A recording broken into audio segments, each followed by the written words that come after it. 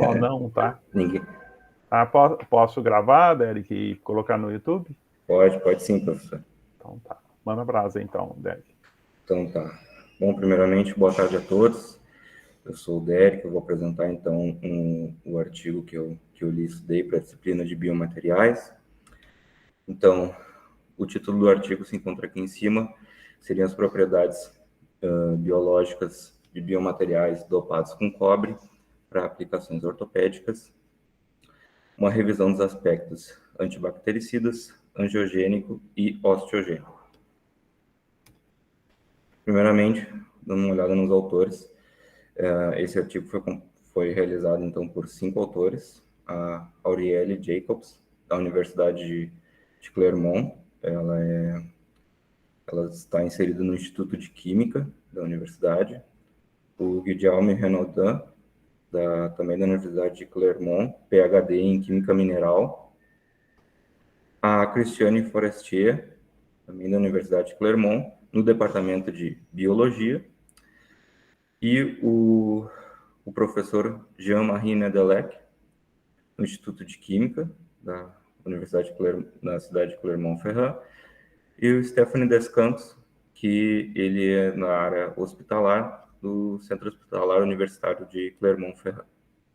Ele é professor, então, nesse centro. Sobre a revista, então, o artigo foi publicado na revista Acta Biomaterialia, com um fator de impacto, então, de 8,947, Qualis A1 para Engenharia e Biomedicina, e até de acordo com o Science Direct, a revista se propõe, então, a apresentar relações de estrutura, propriedade e função em biomateriais. Vou começar, então, da questão da introdução. O artigo ele é um artigo de revisão, então, focado no uso de biomateriais ortopédicos e explora o uso do cobre como revestimento em biomateriais, assim como o uso do cobre como dopante em biomateriais. Mas fica a pergunta, então, por que o interesse no cobre especificamente? Bom, o cobre, então, como é visto no artigo, ele possui propriedades bactericidas, principalmente na questão superficial. O cobre promove a angiogênese, que é o processo de formação de novos vasos sanguíneos, e também promove a osteogênese, que é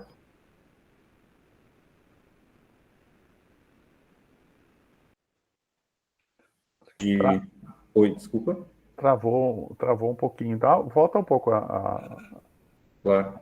a anterior. Isso, no final, depois você estava em angiogênese quando travou. Ah, tá. A angiogênese, então, que promove a formação de novos vasos sanguíneos, e cobre também promove o processo de osteogênese, que é a formação de tecidos ósseos. Então, a gente entrando na parte de revisão, o uso do cobre como antimicrobiano para relação com a água, o Swain, em 2014, então, sintetizou nanotubos de óxido de cobre e evidenciou, então, as propriedades antibactericidas contra 8 tipos de bactérias e 4 fungos responsáveis pela contaminação em aquacultura. Já em 2012, para a questão superficial, Schmidt demonstrou que os trocadores de calor feitos de cobre, se comparados aos de alumínio, tiveram maior inibição na formação de biofilmes. E na questão hospitalar, o Salgado, em 2013, demonstrou que pacientes em quartos hospitalares com móveis revestidos em cobre apresentaram uma queda de aproximadamente de 30% nas infecções nosocomiais, ou seja, nas infecções que ocorreram depois do paciente ser internado em um ambiente hospitalar. E agora a gente vai perceber como o artigo vai afunilando cada vez mais. Uma coisa abrangente, agora a gente vai ver o cobre já inserido na questão dos biomateriais. Em 2008, o cobre foi reconhecido, então, oficialmente como um agente metálico antimicrobial pela Agência de Proteção Ambiental dos Estados Unidos, a EPA, e a partir disso, então, vários estudos foram desenvolvidos com o cobre como agente dopante em biomateriais ortopédicos. E a gente vai visualizar, então, alguns como biomateriais de fosfatos de cálcio, biovidros, cimentos, biocompósitos e o cobre como elemento de liga e revestimento em metais. Bom, as biocerâmicas dopadas, então, feitas a partir de fosfato de cálcio. Em 2010, o Stenick avaliou o quê? A presença de micro-organismos. E quais micro-organismos? A E. coli, a S. aureus e a Candida. Avaliou como? Utilizando, então, nanotubos de hidroxiapatita dopada com cobre. E teve evidência de uma redução de 95% na presença de micro-organismos, enquanto que a hidroxiapatita sem a dopagem teve uma redução de 70%. Já o Lee, em 2010, avaliou a taxa de sobrevivência da E. coli, utilizando pó de hidroxiapatita dopada com cobre. A taxa de sobrevivência desse micro-organismo foi menor do que 1%, enquanto para uma hidroxiapatita sem a dopagem foi em torno de 27%. Agora, para os biovidros, a Bulnil, em 2005, avaliou a redução das unidades de formação dos estafilococos, que seriam as colônias, utilizando, então, fibras de vidro à base de fosfato com cobre. Ele percebeu, então, que teve uma redução significativa se comparado com um controle. O artigo aborda o controle como seria o branco deles. É a fibra de vidro à base de fosfato, só que sem o cobre.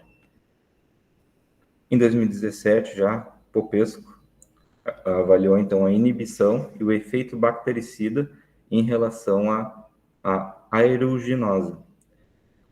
Utilizando um vidro cerâmico biativo com cobre, ele teve uma grande eficiência na questão de inibição e efeito bactericida, se comparado com um antibiótico, que é bastante utilizado nesse artigo, que é a gentamicina, que seria o controle desse estudo. O Gupta, em 2018, avaliou o crescimento da zona de inibição dos micro-organismos coli e aureus, utilizando, então, um vidro bioativo dopado com cobre e comparando com o mesmo vidro dopado com prata e ferro. E o que ele observou foi um maior tamanho nas zonas de inibição para o vidro dopado com cobre. Comparando também com o antibiótico de gentamicina, ele observou um comportamento similar. Já para os biocimentos, o Raul, em 2017, avaliou, então, a atividade antibacteriana do cobre, avaliando, então, as cepas gram-negativas e positivas. O que isso quer dizer? É um tipo de classificação dessas cepas de acordo com um processo químico que se chama de coloração de Gram. Então, aqui a gente tem um exemplo, bactérias que ficam com um tom azulado são gram-positivas, que ficam com um tom avermelhado são gram-negativas.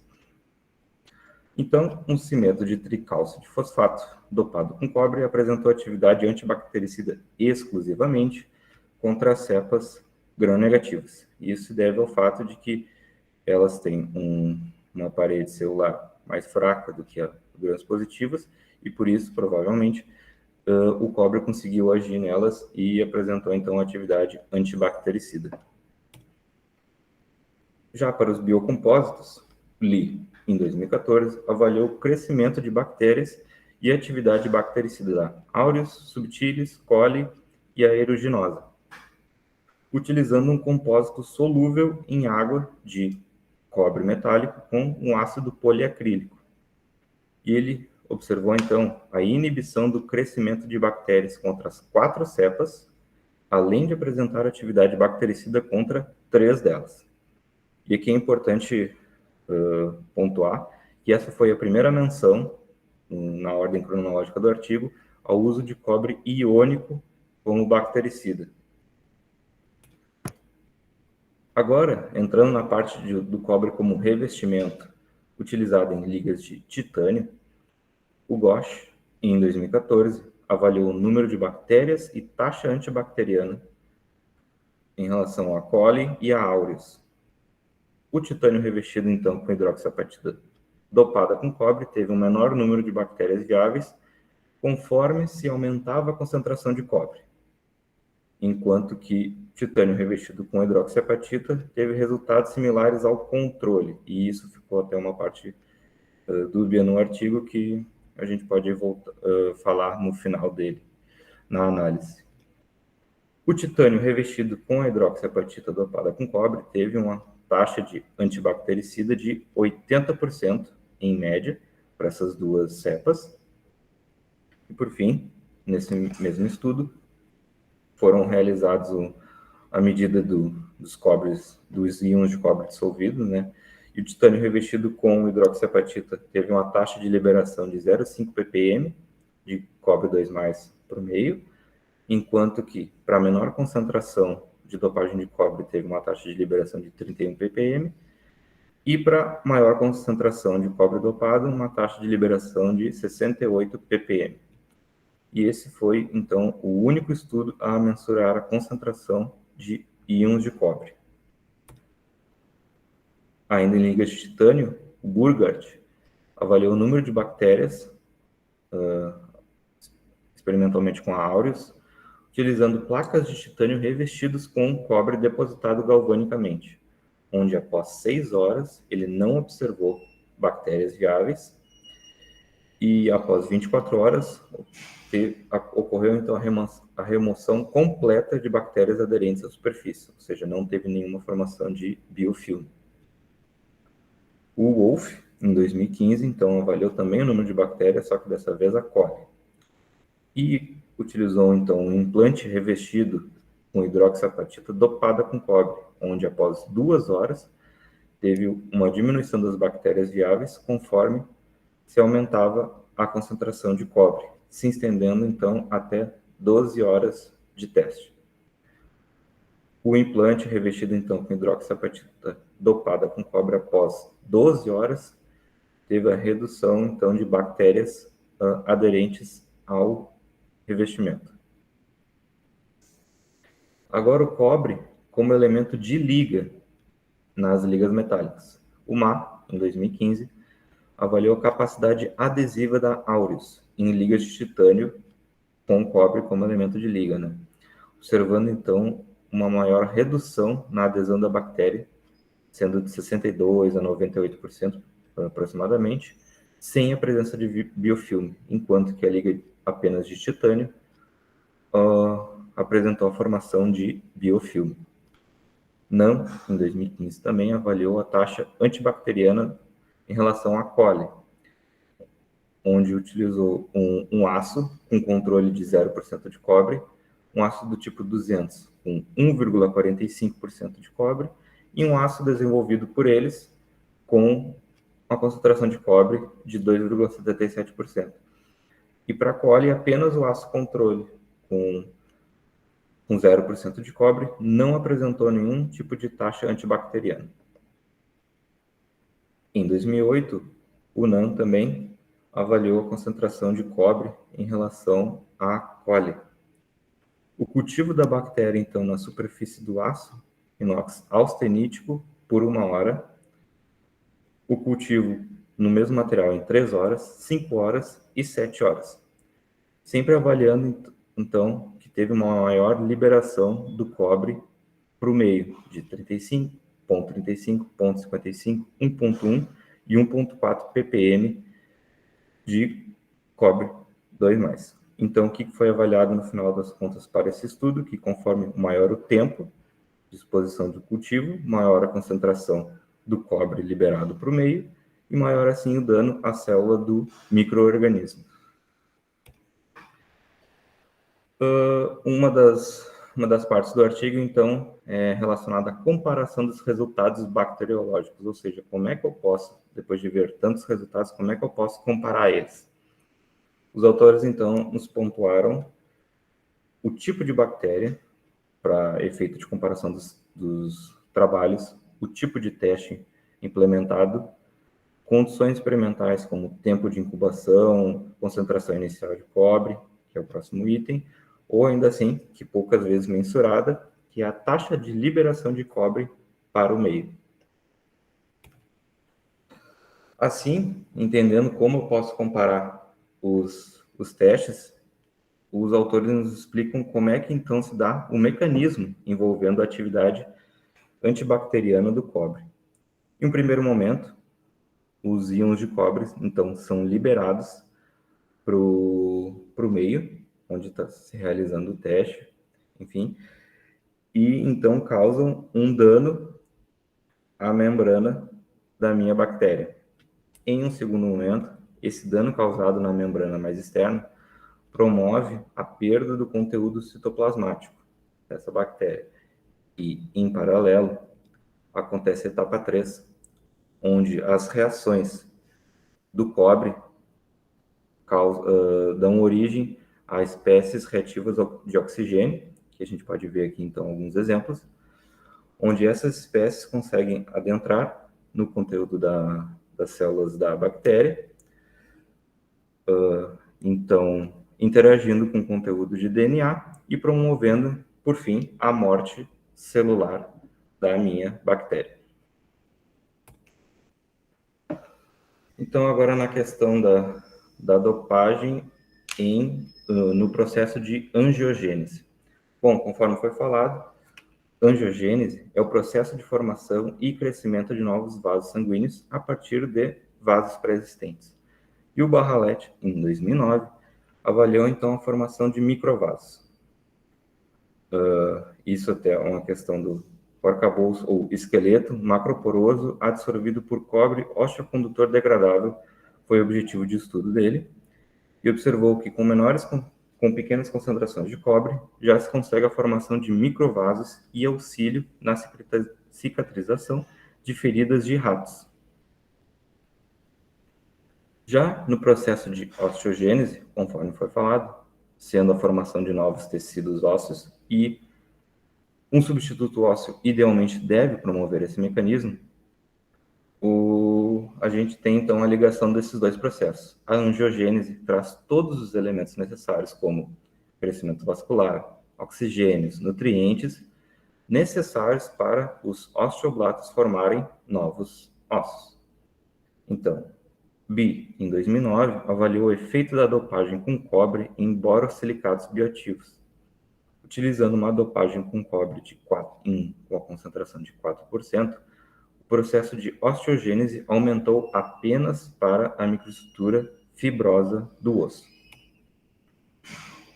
Os estudos, então, foram vistos, mostraram que há benefícios em adicionar íons de cobre em biomateriais, visando o processo de osteogênese.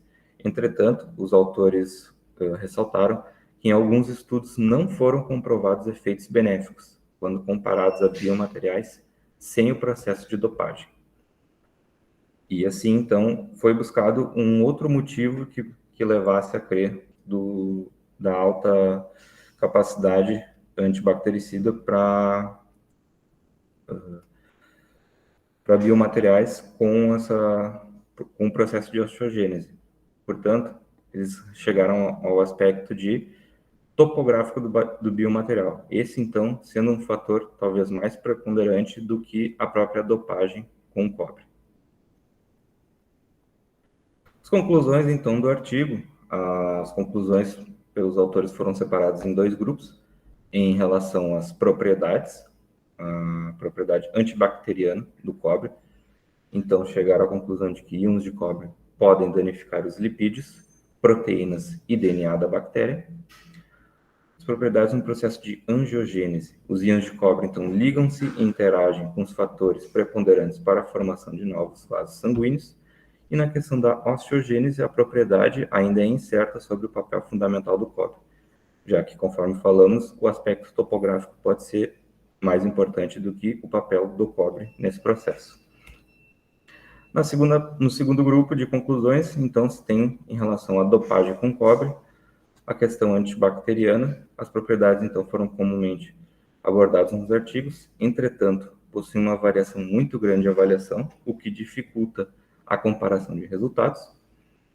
Angiogênese, então, os materiais dopados com o cobre apresentaram as propriedades angiogênicas esperadas. E na questão da osteogênese, ficou claro que era um mecanismo complexo e necessário, então, uma complementação com a estrutura topográfica do implante para avaliar qual efeito é preponderante para esse processo. Na questão da análise, então, pontos positivos para o artigo, foi possível ver que eu acredito que tenha sido uma vasta revisão bibliográfica, abordando vários assuntos, abordando três grandes classes de biomateriais, como metais, cerâmicos, polímeros e compósitos. Explica os mecanismos bactericidas do cobre, algo que abordou muito no início do artigo, mas se tu não avança no artigo e já sabe que vai ter essa explicação no final, pode ser um ponto negativo. E, por fim, também pontua quais fatores são importantes para a comparação de resultados, já que são muitos resultados diferentes e os autores já nos passam um norte de como chegar nessa comparação. Pontos negativos, particularmente, achei que não compara o efeito do cobre entre tipos diferentes de materiais, como se o cobre tem um efeito maior, talvez, em metais ou em cerâmicas. Não necessariamente, isso é uma questão pessoal, não segue a ordem cronológica dos artigos. Às vezes nós estamos lendo um artigo de 2015, voltamos para 2008, e não traz, na sua maioria, como foi observado aqui nessa apresentação, resultados quantitativos. Talvez seja dos próprios artigos que foram buscados, mas é muito, teve uma redução significativa, ou não foi visualizado uma taxa antibactericida, enfim, não tem muitos números para comparação. Relevância, então, acredito que o artigo resumiu muitas áreas em um trabalho só, a questão dos cimentos, biomateriais, ligas metálicas, dopagem, revestimentos, enfim, evidenciando, então, as propriedades biológicas do cobre nos processos biológicos contra as bactérias, que é o que ele se propunha, e a complementação, acredito que foi estudada em aula, ou seja, a questão da parte metálica dos biomateriais, né, como titânio, aço inox, liga de cromo cobalto. Então, o cobre serviu como uma boa complementação. E algo pessoal, para mim, teve relevância, que particularmente um conhecimento difundido durante a graduação, que sempre se falava, cobre é bom contra bactérias, é um bom agente bactericida, mas nunca havia sido abordado em sala de aula, nunca havia sido dito o porquê. E aí, com esse artigo, foi possível descobrir o porquê, e foi até uma relevância pessoal. E no mais era isso, então, pessoal. Muito obrigado.